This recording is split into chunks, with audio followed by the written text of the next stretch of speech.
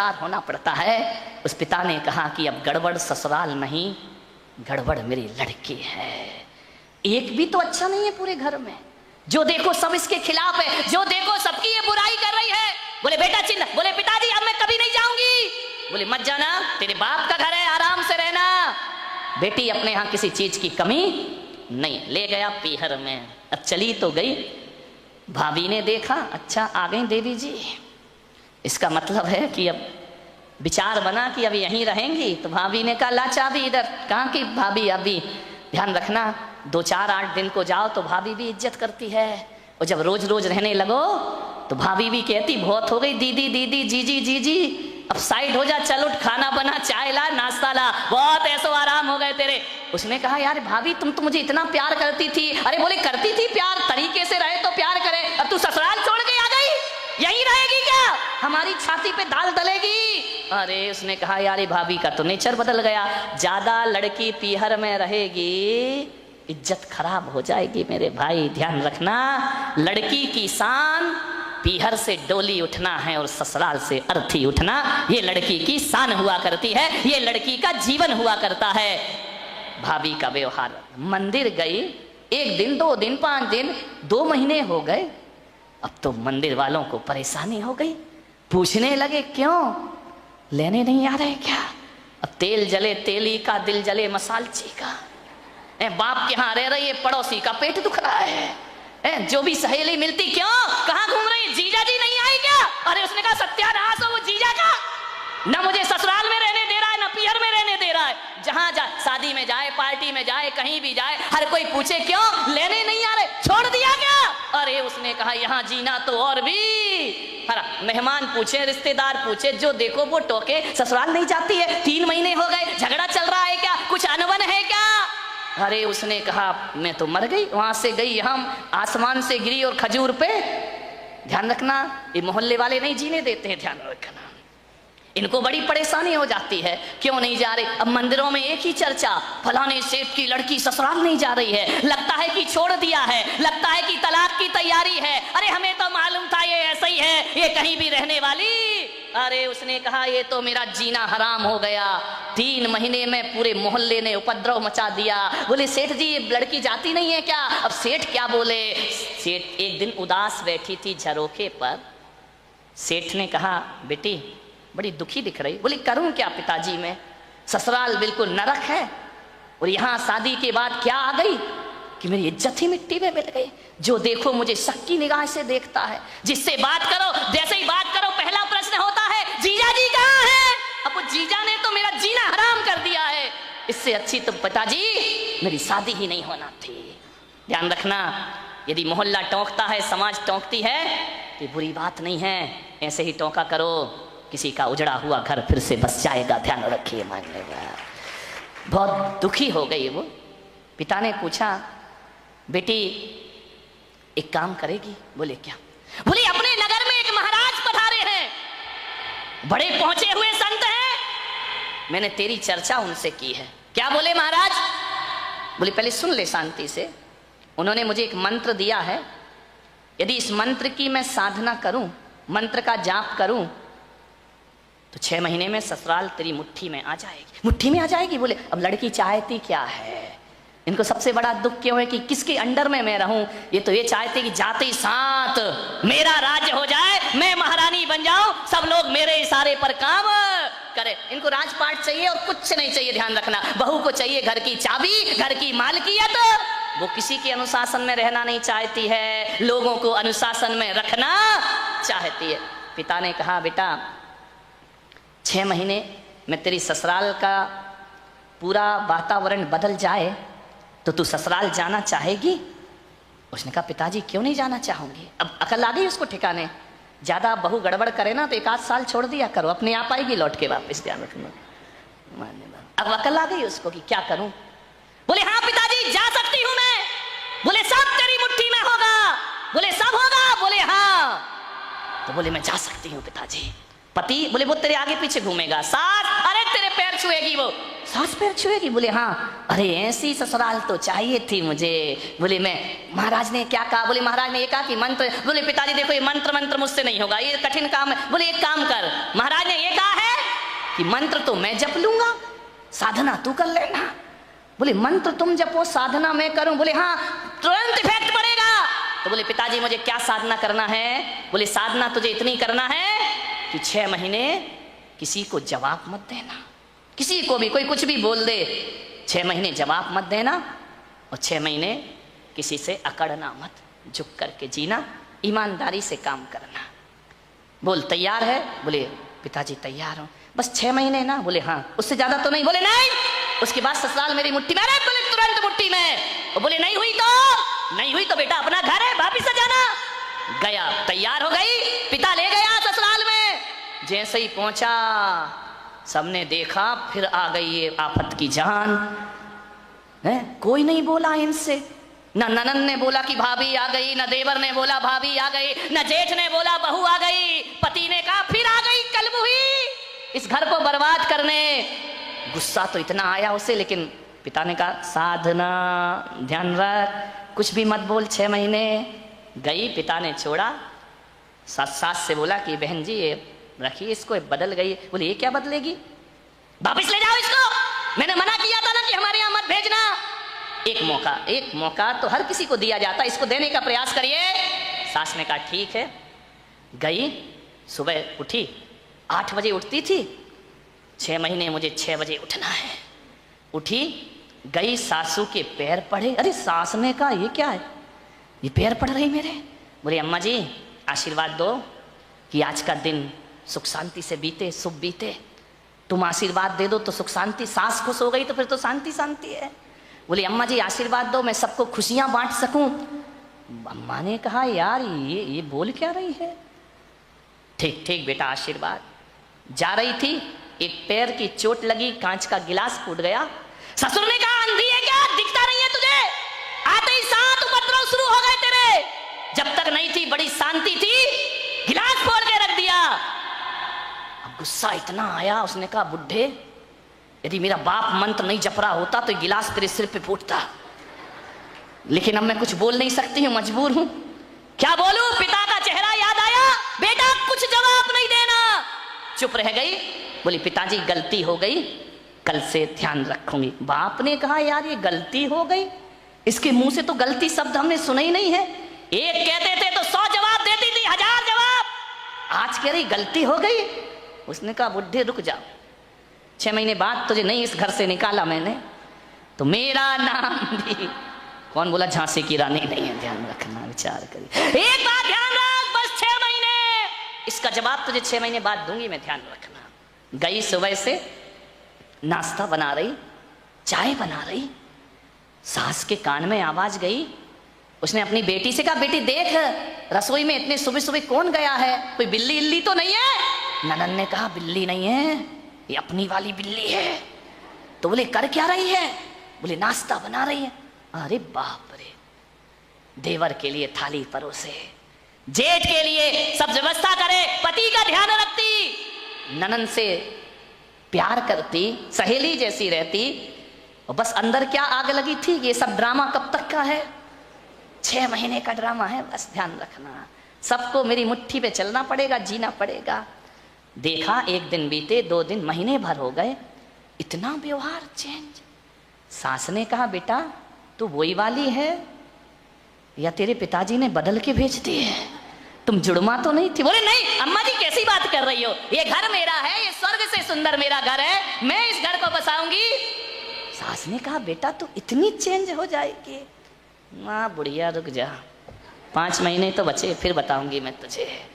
इतनी सॉफ्ट, पैर दबाती, जय जिनेंद्र करती, पिताजी को पिताजी पिताजी कह करके बात करती, लोगों के दिलों पे राज करने लगी। 1 महीने में उसने देखा यार बाबा जी का मंत्र तो बड़ा प्रभावी है, उन्होंने तो कहा था 6 महीने लगेंगे, यहाँ तो पूरी सरकार मेरी मुट्ठी में आ गई है, अब तो अपना राज हो गया है। एक दिन सास ने बुलाया बेटा इधर आ, इधर आ, देख तू इतनी अच्छी लक्ष्मी आई है मेरे घर में। बोले लक्ष्मी?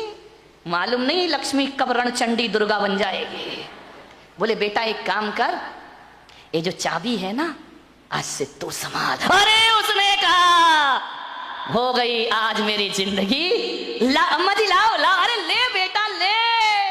पति से कहा, बेटे से कहा, दुकान से लौटो, जो भी पैसा आए घर की लक्ष्मी के हाथ में देना। अब मैं बूढ़ी हो गई हूँ, अब सब हिसाब किताब यही रखेगी, अब घर यही चलाएगी, धोबी का पैसा भी यही देगी, दूध वाले का पैसा ये देगी, सब्जी वाले को पैसा ये देगी, जो भी कमाई करके लाओ मेरी बहू रानी के हाथ में रख देना। अरे उसने कहा, वाह बाबा जी, आज तो बल्ले बल्ले हो गए, सब कुछ मेरे हाथ में, हर चीज का, नौकर चाकर का तनख्वाह तुम देना, पेमेंट तुम करना, कौन सी सब्जी बनना है बहू बताएगी।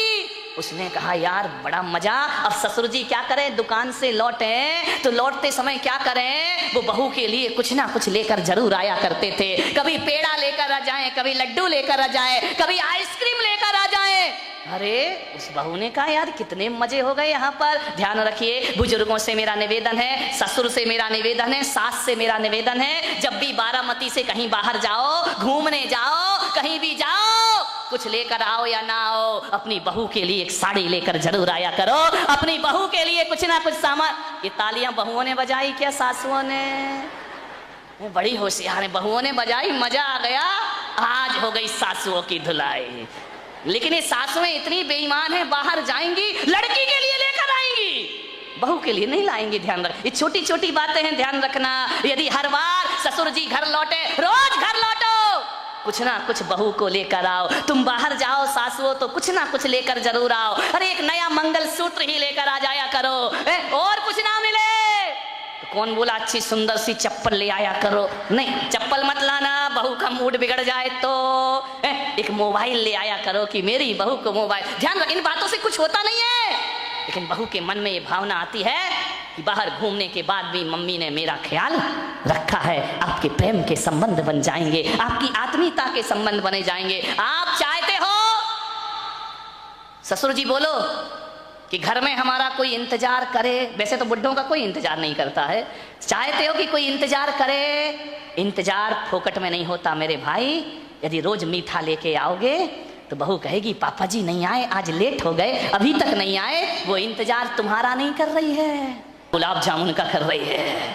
किसी भी बहाने घर में इज्जत तो बनाओ मेरे भाई, ध्यान रखिए। तीर्थों पे जाओ तो बहू को लेकर कुछ ना कुछ आइए। आप बताइए, आप सोचिए, विचार करिए, आपके संबंध अच्छे, ससुर जी लौटे, बहू के लिए कुछ ना कुछ लेकर आए। धीरे धीरे एक महीने में परिवार तो बदल गया, दूसरे महीने में बहू के विचार भी बदल गए। सबके साथ ऐसे रहने लगी, ऐसे रहने लगी। एक दिन रक्षाबंधन का त्योहार आया, भाई लेने आया। भाई ने कहा, बेटी दीदी राखी का त्योहार है, घर चलना है। तो मालूम है बहू क्या बोली? मेरी मम्मी से पूछ लो। जब पहली बार नजारा क्या था कि भाड़ में जाए वो डायन, आज क्या कह रही है? मेरे पिताजी से पूछ लो, मेरी मम्मी से पूछ लो। भाई ने कहा, ये तू ड्रामा कर रही है, हकीकत का मामला है। बोले चुप बैठ, पूछ के आजा। गया, अम्मा जी दीदी को ले जाऊं। अरे बेटा कहाँ ले जा रहा है? बोले रक्षाबंधन है। बोले बेटा त्योहार है तो मैं मना नहीं कर सकती, लेकिन जब से तेरी बहन इस घर में आई है स्वर्ग जैसा वातावरण हो गया है। वो ना रहेगी तो हमारा मन ना लगेगा, वो ना रहेगी तो एक दिन काटना मुश्किल है। देवर बोला, भाभी जल्दी लौट कर आना। ननंद की आंखों में आंसू आ गए। ससुर ने कहा, बेटी तू मेरी बुढ़ापे की लाठी है, जल्दी घर वापस लौट के आना। देखो भैया राखी बंधे और दूसरे दिन भेज देना मेरी बेटी को, इसके बिना हमारे घर की शोभा। भाई ने देखा ये बात, गई घर पीहर। जैसे ही पहुंची, पिता ने पूछा, बेटी ससुराल कैसी है? बोले एकदम स्वर्ग पिताजी। अरे बोले वो नरक थी ना? अरे नरक नरक नहीं, बिल्कुल स्वर्ग है। और बोले पिता बेटा ये बता, तेरा वो राक्षस ससुर। यार पिताजी तुम मेरे ससुर को राक्षस मत बोलो, देखो इतने अच्छे हैं, कभी तुम्हारी याद तक नहीं आती है जब तक उनके साथ रहते हो। मेरा जीवन बदल गया पिताजी। अरे बोले वो डायन सास। अरे इतना प्यार तो मम्मी नहीं करती जितना प्यार मुझे मेरी सास किया कर। अरे बोले वो आवारा देवर। बोले आवारा मत बोलो पिताजी, अब मुझे बुरा लग जाएगा। बुरा लग जाएगा? बोले हाँ, लक्ष्मण की तरह मेरा देवर है, दिन भर भाभी भाभी भाभी भाभी करते रहता है। अरे बोले वो चुगली करने वाली ननंद। चुगली नहीं, इतनी सम्मान और इज्जत। आज मुझे पता चला ससुराल में जाके कि घर में एक छोटी बहन का होना भी बहुत जरूरी हुआ करता है। बिल्कुल बहन सहेलियों जैसी रहती है। और बोले पिता बेटा वो तेरा धूर्त मूर्ख जेठ अरे बड़े भाई का रोल अदा करता है पिताजी। वो बोले वो राक्षस, वो तेरा यमराज पति।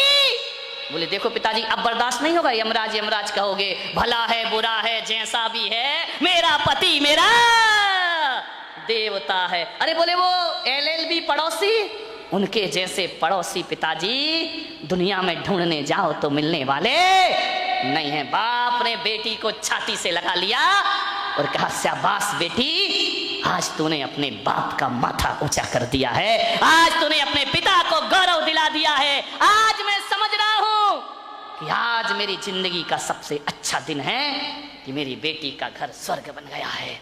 बेटियों से निवेदन है, यदि आप खुश रहोगी ना तो पीहर में माँ बाप भी खुश रहेंगे। ध्यान रखिए, उनके जीवन में भी वो आनंद बरसेगा। क्या चाहते हैं एक माँ बाप कि हमारी बेटी को सुखी रहे, इसका ध्यान रखिए। ससुराल में यदि आपने व्यवहार बिगाड़ा तो माँ बाप की आंखों में आंसू आएंगे। सास ससुर रोएं या ना रोएं, माँ बाप सुबह सुबह कर आंसू बहाएंगे। ध्यान रखिए। एक जीवन बदल दिया उस लड़की ने। लड़की ने पूछा कि पिताजी एक बात बताओ, वो मंत्र कौन सा जप रहे थे तुम, जिसकी मैं साधना कर रही थी? बोले बेटा हकीकत में बताऊं तो मैंने कोई मंत्र नहीं जपा। तो फिर इतना असर कैसे हो गया? बोले मेरे जाप से असर नहीं हुआ बेटे, तेरी साधना से तेरा जीवन बदल गया, परिवर्तित हो गया है। तूने जवाब नहीं दिया, सबका सम्मान किया, इस कारण तेरा घर स्वर्ग बन गया है। बोले अच्छा पिताजी। बोले बेटा व्यवहार बदलने से वही घर स्वर्ग हो जाता है जो कभी नरक में परिवर्तित हुआ करता है। ध्यान रखिए, व्यवहार बदलना है। अकेली बहू व्यवहार ना बदले, सासुओं को भी अपनी जिंदगी बदलने का प्रयास करना चाहिए।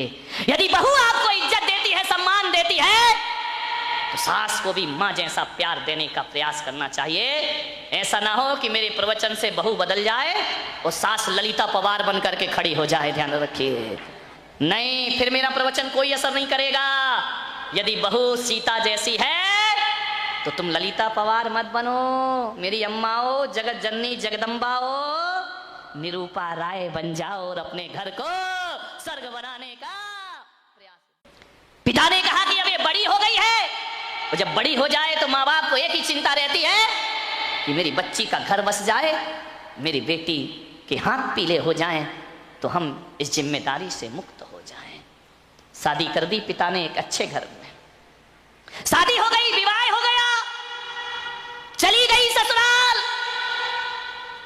8 दिन भी नहीं हुए फोन आ गया पिता के पास, पिताजी। हाँ बेटा बोल, कैसी है? अरे कैसी हूं, मर रही हूं मैं यहाँ पे। मर रही है? ऐसा 8 दिन में तेरा ये हाल हो गया? बोले मैं इस घर में 1 मिनट नहीं रह सकती हूँ, इसी वक्त मुझे आइए लेकर के चलिए, मैं इस नरक में नहीं जी सकती हूँ। पिता ने कहा यार 8 दिन में ऐसा क्या हो गया? अरे बोले सब बेकार है, यदि मुझे जिंदा देखना चाहते हो इसी वक्त आ जाओ, जैसे हो वैसे आके मुझे ले जाइए।